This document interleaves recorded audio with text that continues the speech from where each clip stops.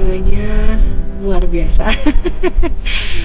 Berkelok-kelok gitu, terus nggak semuanya mulus, tapi memang pemandangannya sudah mulai kayak pemandangan gunung gitu kan, terus banyak apa ya, banyak menjumpai binatang-binatang di pinggir jalan, mulai bukan hanya sapi tapi anjing, monyet bahkan ada gitu kan. Itu benar-benar kayak benar-benar berada di alam aja gitu kita.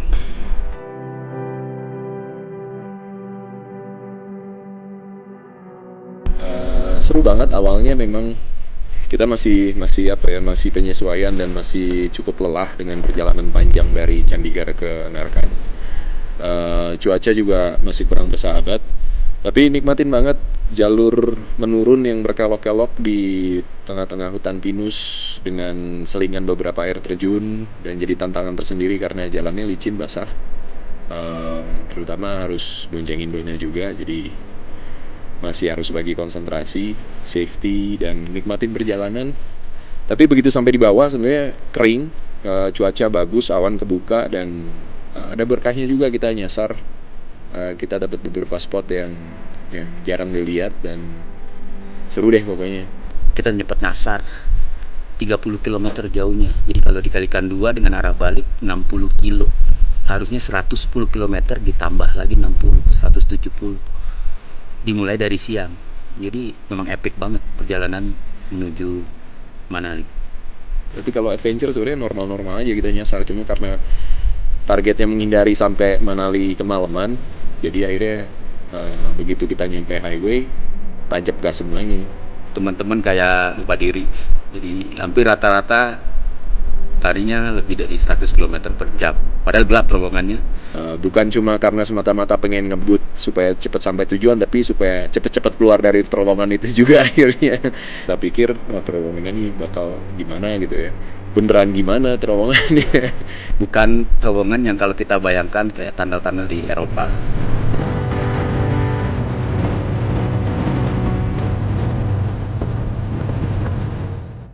Lumayan panjang perjalanannya, dan hampir 7 jam berada di motor, pakai nyasar. Nyasarnya kan kira-kira lagi 30 km ya kan, kayak nyasar, nggak disasarin tuh kayaknya. Tapi overall, aku masih selalu nikmatin dan selalu menantikan setiap perjalanan ada apa lagi.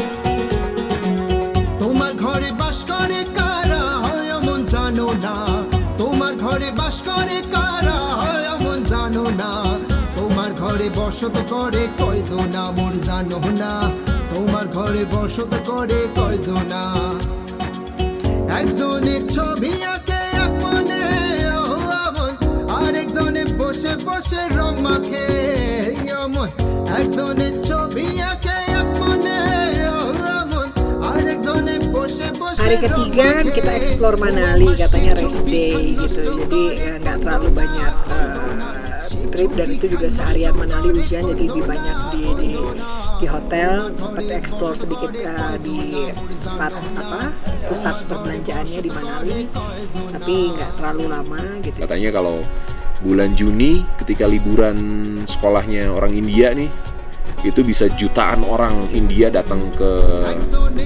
Manali, dan bener-bener chaos, bener-bener crowded dan macet di mana-mana, dan semua isinya orang dan nggak nyaman gitu. Nah, wisatawan asing biasanya datang katanya tuh bulan-bulan Juli, Agustus gitu mereka baru datang.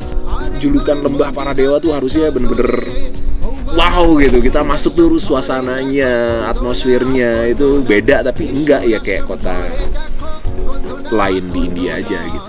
তোমার ঘরে বসত করে কয়জনা মোর জানো না, তোমার ঘরে বসত করে কয়জনা, তোমার ঘরে বাস করে কারা হয় এমন জানো না, তোমার ঘরে বাস করে কারা হয় এমন জানো না, তোমার ঘরে বসত করে কয়জনা মোর জানো না, তোমার ঘরে বসত করে কয়জনা।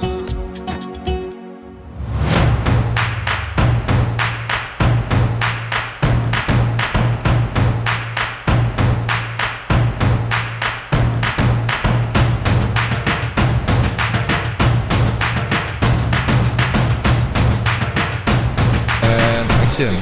Selamat pagi dari Manali. Bentar, kacamata dulu deh. Dan hari ini ternyata setelah hujan 2 hari berturut-turut, mataharinya terang. Gawat nih, matahari deket banget sama kepala. Rasanya langsung nyengat ke kulit ya. Dan sekarang kita lagi persiapan menuju ke Keilong, kurang lebih 116 km. Perjalanan akan ditempuh dalam waktu sekitar 4 jam kurang lebih ya. Jadi agak santai sebetulnya hari ini, dan kita akan naik sampai ketinggian kurang lebih 3000 meter di atas permukaan laut.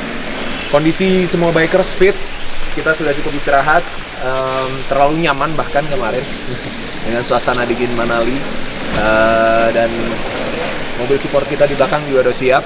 Kita akan lebih menikmati perjalanan kali ini dan melihat tantangan apa yang akan kita lewati hari ini. Oke, ikutin perjalanan kita terus di Himalayan Ridge. Himalayan Ridge!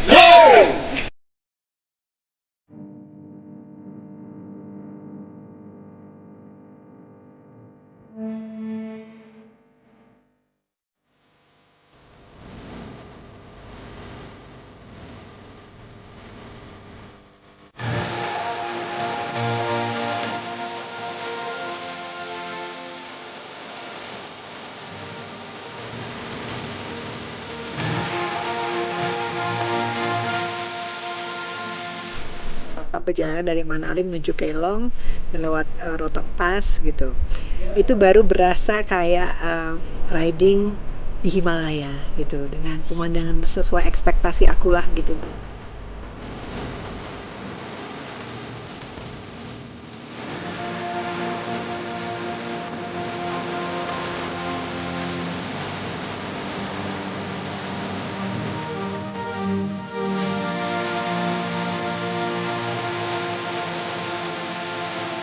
Lebih dari apa yang aku harapkan gitu, pemandangannya luar biasa, walaupun jalanannya berkelok tapi puas banget gitu.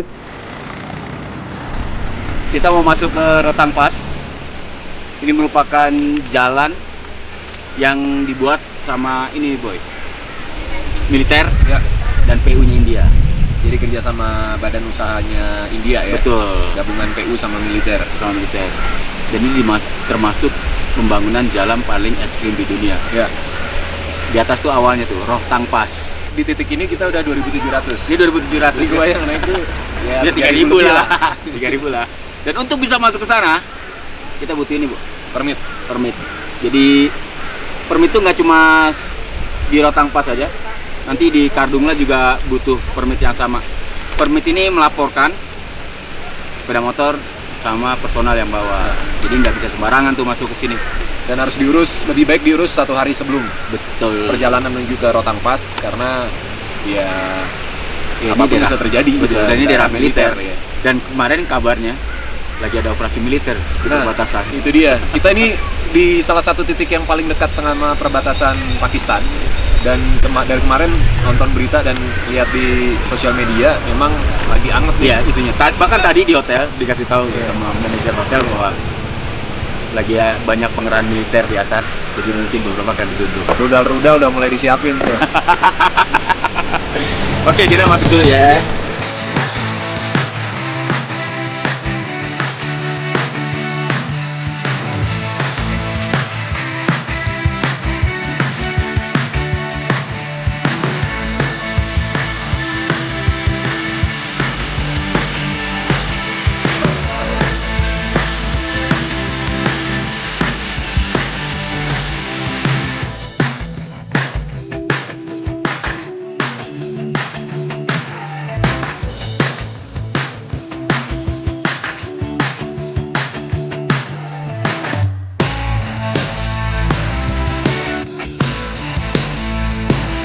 Ternyata di sini ada sederhana Padang.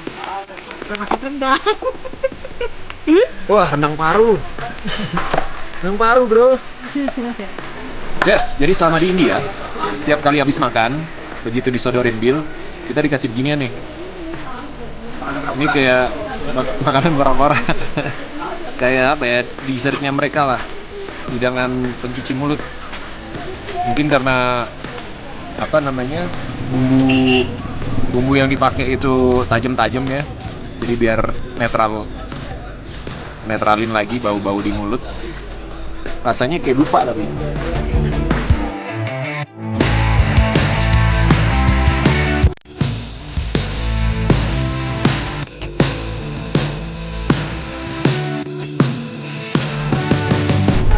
Irit amat ngomongnya sekarang. Oksigen tipis.